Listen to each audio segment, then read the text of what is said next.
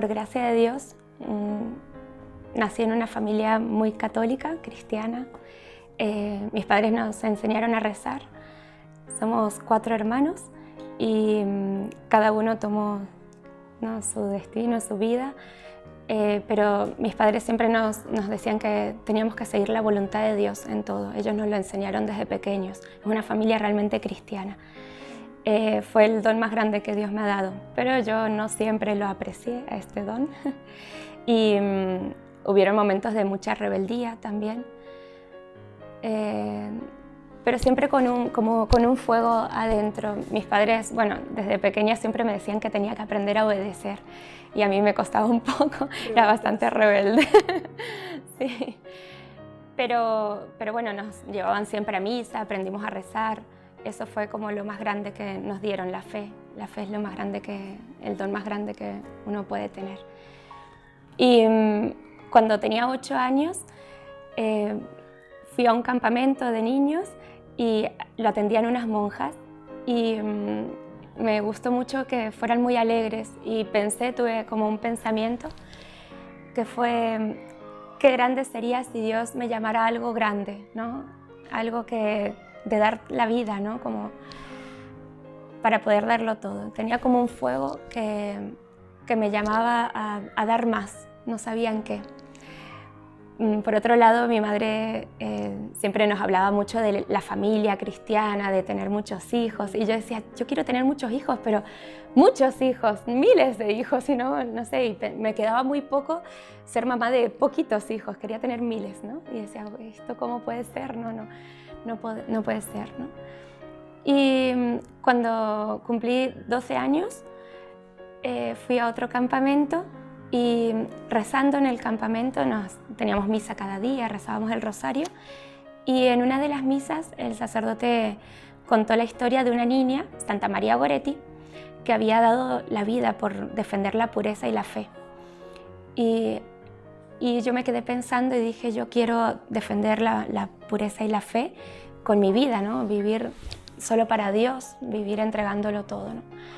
Y entonces creí que Dios me llamaba a ser religiosa y se lo conté a mis padres. Y mis padres, yo pensaba, bueno, mis padres católicos van a estar felices de que yo le diga que quiero ser religiosa. Y mi padre no le gustó nada, mi madre no dijo mucho, pero mi padre dijo, no, sé una niña normal, tú primero pórtate bien y después a ver. Y yo me portaba, claro, regular, ¿no?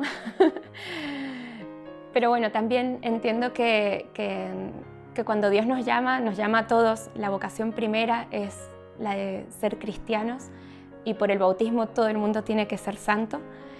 Y esto implica una virtud a la que tal vez todavía no llegamos, ¿no? Pero es un deseo que hay que tener y no rendirse nunca, tratar de alcanzar esta virtud. Mi padre, como no me veía en esa virtud y yo lo estaba realmente lejos de eso, me decía que era imposible que Dios me llamara a ser religiosa, porque eso era como mucho y yo no daba tanto, ¿no? Y entonces, bueno, yo le insistí cada año, pasaron los años, cuando cumplí 13, 14, 15 años. Y cuando cumplí 15 años me cambiaron de colegio y comencé a tener como amistades muy mundanas. Me gustaba uno de los chicos del grupo y nos pusimos de novios y bueno, como salíamos juntos y tal. Y yo siempre me quedaba pequeño esto, hablábamos de matrimonio, hablábamos de darlo todo en la familia, yo pensaba, bueno, será una familia como la de Nazaret, ¿no? Ideales siempre grandes, trataba de tener siempre ideales magnánimos, ¿no? De ser santos, pero cada vez me alejaba más de Dios, ¿no? Era como, solamente pensaba, no sé, con mis compañeras qué íbamos a hacer el fin de semana, qué ropa nos comprábamos, mucho las marcas, el tema de la belleza, de gustar a los demás, de agradar, lo que te lleva al mundo si uno no está unido a Dios, ¿no? Y poco a poco dejé de rezar y esto me alejó cada vez más de Dios. Y antes de cumplir los 16 años, yo comencé a llevarme muy mal con mis padres porque yo era totalmente, o sea, no solo que ya había dejado el ideal de ser monja, sino que todo lo contrario, me había rebelado totalmente. Y entonces un día dije, bueno, no sé para qué estoy aquí, me voy de mi casa y busco, no sé, aires nuevos y a ver si Dios me dice qué tengo que hacer. Pero no pensaba en ser monja, no pensaba en nada en verdad, me fui directamente. Fue una mala decisión, no es para imitar la verdad, pero Dios se valió de eso porque se vale de todo y todo lo permite para nuestro bien, para mostrarme el camino por donde me iba a llevar. Y bueno, tomé el primer bus que encontré y me fui a 4 horas de distancia de mi casa y sin nada de dinero, solo me había alcanzado para el pasaje porque tampoco quería quitarle a mis padres, no quería comprar el pasaje con lo que yo tenía. Y ya le había dicho a este chico con el que salía que no se preocupara, que no iba a cambiar nada, pero que yo tenía que saber a ver qué me pedía Dios. Era como una sed de eternidad que yo no podía distinguir, no sabía qué me estaba pidiendo Dios.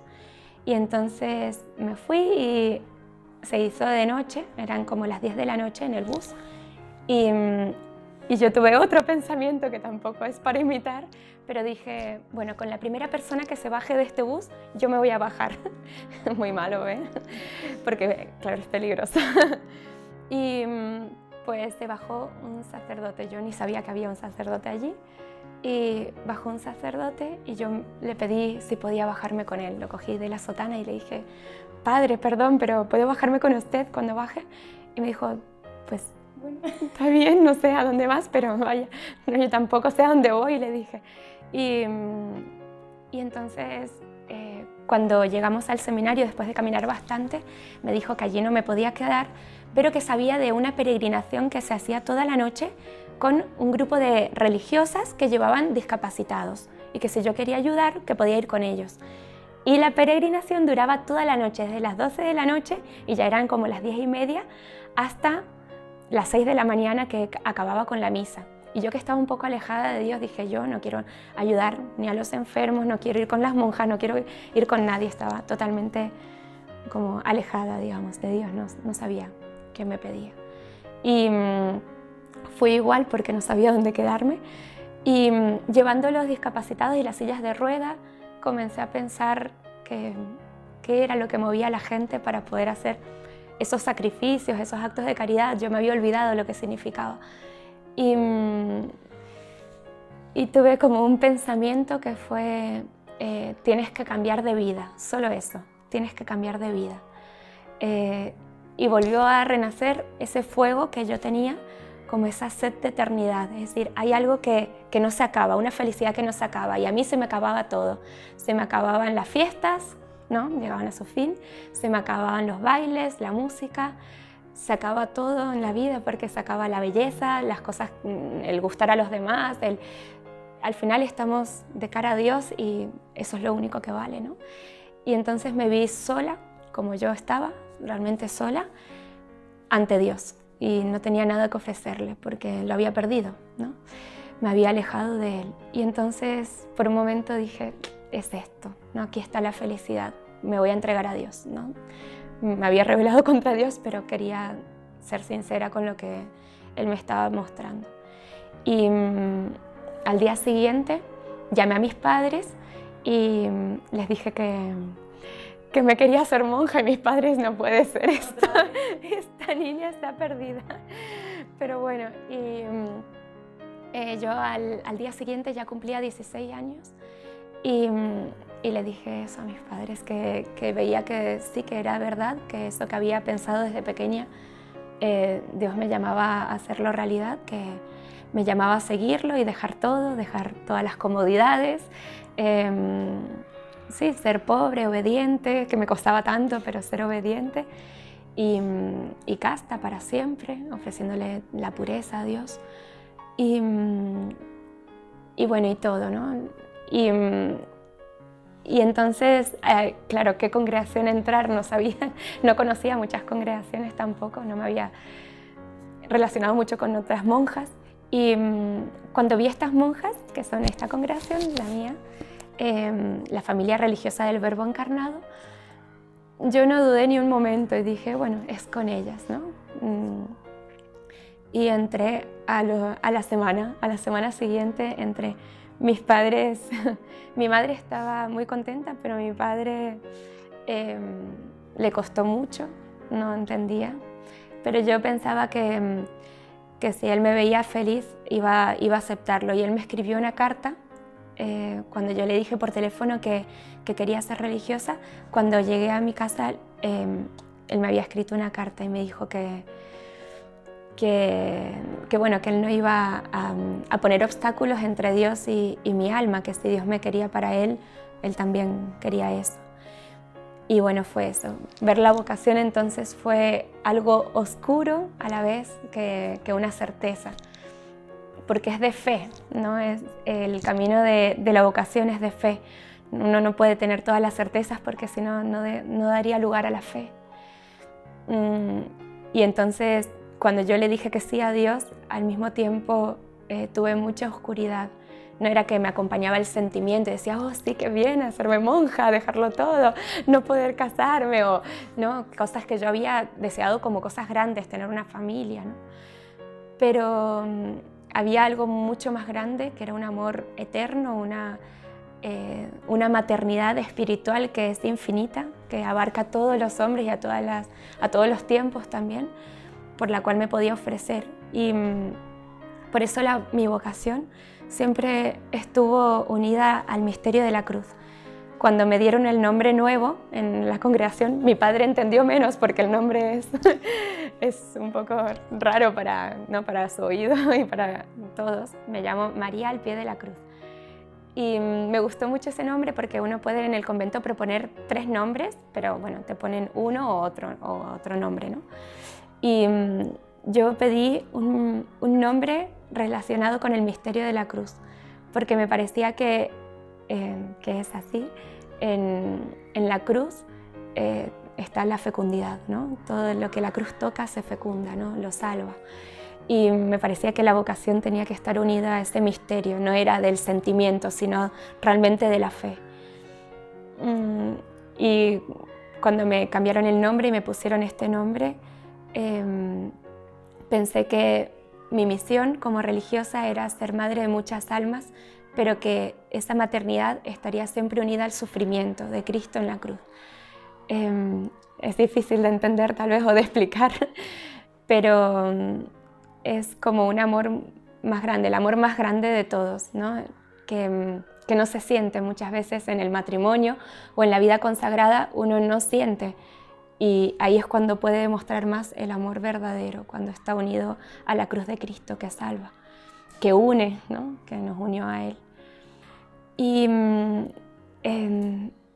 cuando yo me di cuenta de que había algo más grande por lo cual vale la pena dejarlo todo, mis amigos, que fue a los primeros que se los conté después de que volví a mi casa, me dijeron que estaba loca, que no podía ser, que cómo iba a dejarlo todo, que tenía un novio también que era guapo, que por qué me iba, que iba a perder, ¿no? Las cosas de la vida, lo mejor de la juventud.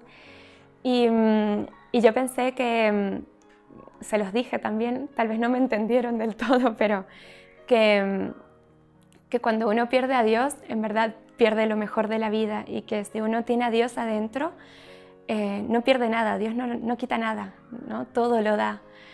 Y basta que le demos un poquito, ¿no? La intención de servirlo, de cumplir los mandamientos, incluso lo básico para ser feliz, que Dios lo da, no se deja ganar en generosidad y lo da todo, ¿no? Después de que entré al convento, muchas de mis compañeras, alguna había quedado embarazada y le había dejado su novio, otras, no sé, habían tenido relaciones y no estaban casadas, éramos pequeñas, teníamos 17 años, 18. Venían a contármelo a mí y a pedirme que las ayudara, y estábamos a 5 horas de distancia, pero venían porque encontraban que el que ama a Dios, ¿no? Siempre tiene lugar para todos, ¿no? Yo no las rechacé porque en un momento yo también era como ellas y estaba también alejada de Dios. No hay que tener miedo a estar a veces alejado de Dios, Dios siempre nos espera. Y a los que estén más alejados o piensen que, tal vez yo les diría que se acuerden que todo acaba, ¿no? Que todo termina, que estas cosas no son para siempre y que Dios nos ha creado para algo mucho más grande que no tiene fin.